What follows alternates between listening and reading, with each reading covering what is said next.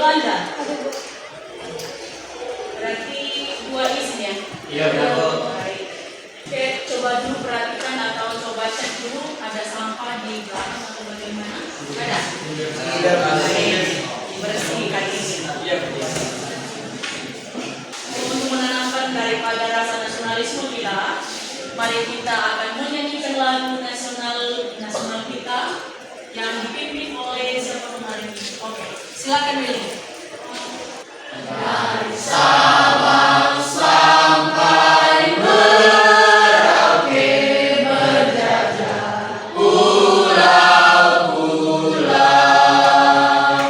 sabun menyambung menjadi satu, itulah Indonesia. Indonesia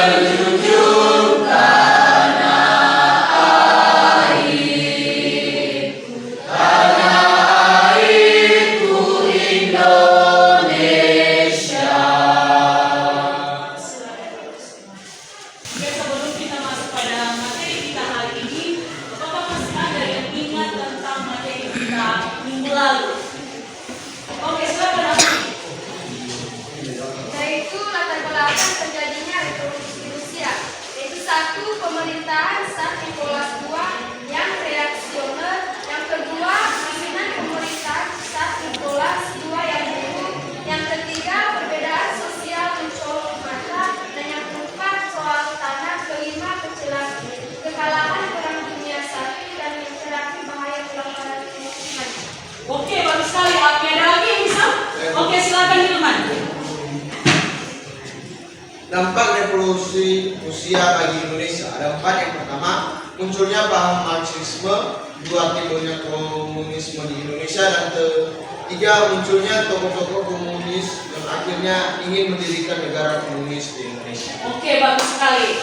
Nah, sekarang yang kita pelajari hari ini tentang daripada munculnya paham-paham baru di Asia Afrika. Tujuan pembelajaran kita pada hari ini tentang daripada munculnya paham-paham baru di Asia Afrika. Yang pertama, siswa dapat menganalisis tentang daripada pahamnya nasionalisme, liberalisme, kemudian sosialisme, demokrasi, dan juga pan-islamisme. Itu yang kita pelajari hari ini. Kemudian yang ketiga, siswa mampu menyajikan dan juga mempresentasikan hasil diskusinya di depan kelas. Itu yang merupakan daripada tugas kita hari ini. Kemudian ada beberapa paham-paham besar yang sudah muncul di Asia Afrika. Yang pertama liberalisme, kemudian sosialisme, kemudian demokrasi, nasionalisme, dan juga pan-islamisme.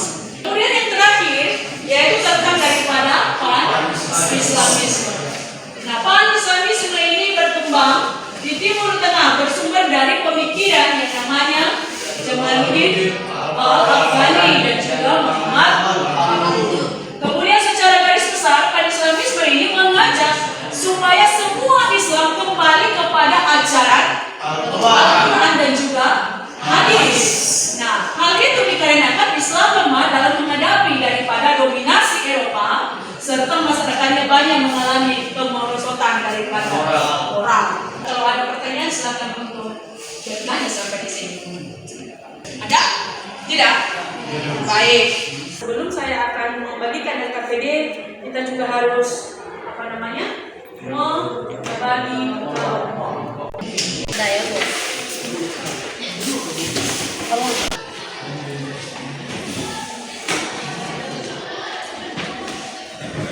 Dengar?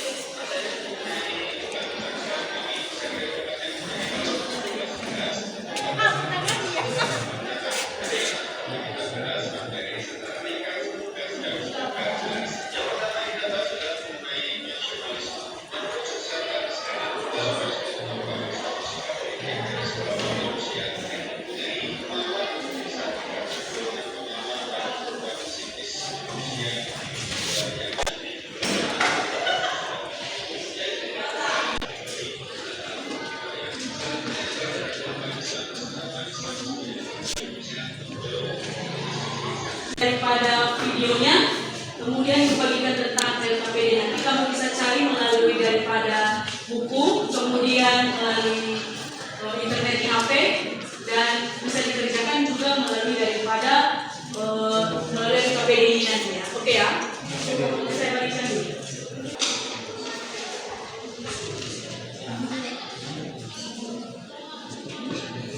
Oke, silakan berdiskusi selama 20 menit. Cukup ya? Cukup. Oke, silakan. Bagaimana kelompok 3? Bisa.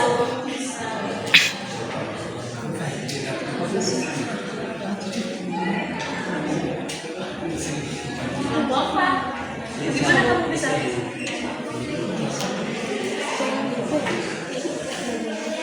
Kita tampilkan kelompok 1 untuk mempresentasikan hasil diskusinya hari ini. Oke, silakan kelompok 1. Yang menjadi pembahasan kami pada pagi hari ini yaitu analisis tentang munculnya paham nasionalisme. Pengertian paham nasionalisme yaitu paham yang mengungkapkan rasa cinta terhadap tanah air, bangsa, dan negara. Dalam pengertian ini, nasionalisme dianggap sebagai rasa cinta yang berlebihan terhadap bangsanya sendiri sehingga menganggap bangsa lain rendah. Paham nasionalisme diartikan secara positif, di mana nasionalisme bukan hanya mencintai bangsanya sendiri, tetapi juga tetap menghargai bangsa lain. Keterkaitan pada masa kini yaitu mari kita menumbuhkan dan meningkatkan rasa cinta tanah air dan bangsa, membangun hubungan rukun dan harmonis antar individu masyarakat, menjaga tanah air dan bangsa dari serangan musuh baik dari dalam atau luar. Jika ada pertanyaan dari kelompok, Jelaskan pengertian paham nasionalisme.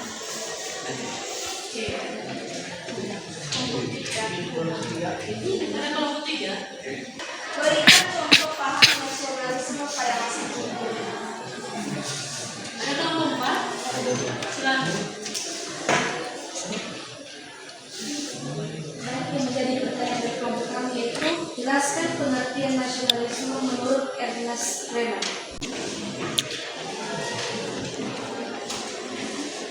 Baik, kami akan menjawab pertanyaan dari kelompok 3. Yang pertanyaannya yaitu berikan contoh paham nasionalisme pada masa kini. Jawabannya merasa bangga menjadi warga negara Indonesia. Kedua, cinta tanah air dengan segenap hati tanpa menjelekkan orang negara lain. Ketiga, menggunakan produk buatan lokal.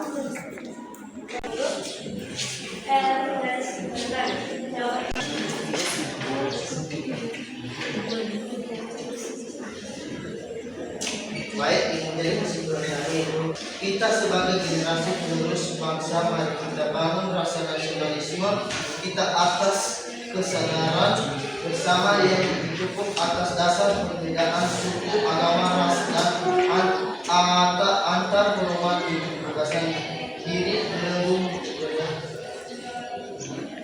Baik, terima kasih.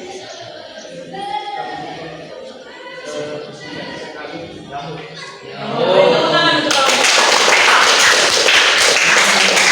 Oke, sekarang kelompok 2. Silakan. Baik, terima kasih kesempatan yang telah diberikan kepada kami untuk mempresentasikan hasil pembahasan kelompok kami yang mengenai analisis tentang munculnya paham liberalisme di Asia Afrika. Yaitu sebelum saya membacakan hasil presentasi kami menyapa kita semua, Yahoo. Dari analisis tentang munculnya paham liberalisme di Asia terbagi menjadi ada beberapa bagian, yaitu satu, pengertian liberalisme adalah merupakan paham yang menghendaki adanya kebebasan individu pada kehidupan politik, agama, dan ekonomi. Baik, kami akan menjawab pertanyaan kelompok 4 yang dimana pertanyaannya itu jelaskan bagaimana munculnya paham liberalisme. Munculnya paham liberalisme yaitu liberalisme di Eropa diawali pada masa Renaissance, di mana masyarakat mulai berjuang melawan dominasi gereja. Liberalisme mencapai puncaknya pada masa Revolusi Prancis 1789 ketika masyarakat menentang pemerintahan Raja Louis yang ke-16 yang absolut. Bagaimana dengan kelompok 4? Baik, terima kasih atas jawabannya. Kami bisa menanggapi. Yang menjadi pembahasan kami pada hari ini yaitu tentang munculnya sosialisme di Asia Afrika.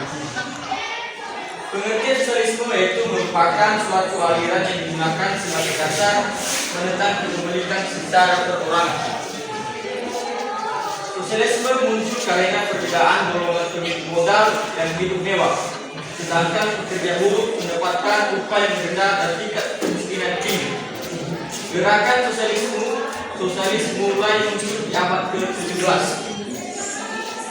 Sosialisme muncul karena terjadinya kesenjangan sosial akibat revolusi industri, di mana para pemilik modal semakin kaya sementara para proletar semakin miskin. Baik, yang tadi pembahasan kami pada hari ini yaitu tentang munculnya demokrasi dan kapitalisme di Asia dan Afrika. Yang pertama, demokrasi berasal dari bahasa Yunani yaitu demos dan kratos. Demos bermakna rakyat, sementara kratos bermakna pemerintahan. Demokrasi sebagai sistem pemerintahan yang memberikan hak kebebasan kepada warga negaranya untuk berpendapat diktator serta dalam pengambilan keputusan pemerintah. Hasil daripada diskusinya, hasil analisisnya tentang daripada munculnya paham-paham baru di Asia dan Afrika. Oke, yang Ibu tahu di sini dari kelompok 1, 2, dan 3, dan 4 yang lebih aktif di dalam mengerjakan hasil data-nya di sini yaitu kelompok 3. Boleh tekan?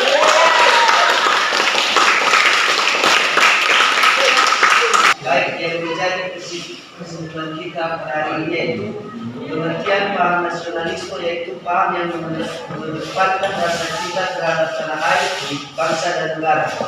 Kedua, pengertian liberalisme adalah merupakan paham yang menghendaki adanya kebebasan individu pada kehidupan politik. Gajah semut, gajah semut, gajah semut, gajah semut, gajah semut.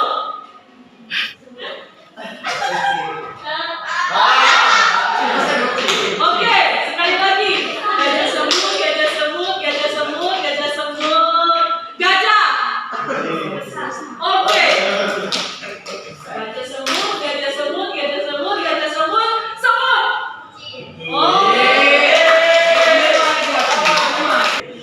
Oke, kalau Ibu tanyakan tentang materi yang sudah kita pelajari hari ini, siapa yang bisa menjelaskan tentang daripada liberalisme? Oke, silakan, Juli. Liberalisme merupakan paham yang menghendaki adanya kebebasan individu pada kehidupan politik, agama, dan ekonomi. Bagus sekali, Juli. Oke, yaitu refleksi diri. Dimana kalau misalnya kamu sudah telah mempelajari tentang materi kita hari ini, jadi kamu bisa nanti menjawab di sini. Ada pertanyaan-pertanyaan di sini. Nanti kamu akan seperti di atas, seperti ini. Nanti tidak ada yang merupakan daripada bukan ujian ini dan tidak berpengaruh sama sekali pada untuk kamu. Jadi hanya untuk memberi selesai materi pembelajaran kita hari ini baru dikumpulkan sama ini. Oke ya? Oke, saya berikan dulu tentang daripada itu.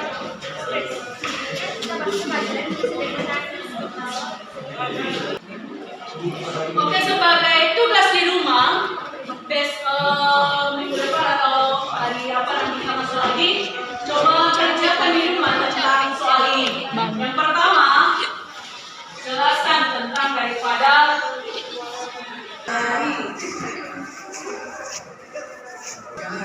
oke, itu tentang daripada tugas di rumah. Kemudian untuk materi kita selanjutnya yang kita akan pelajari minggu depan tentang daripada perkembangan nasionalisme di Asia Afrika. Oke, sampai di sini materi kita hari ini. Semoga kita menjadi berkah, jadi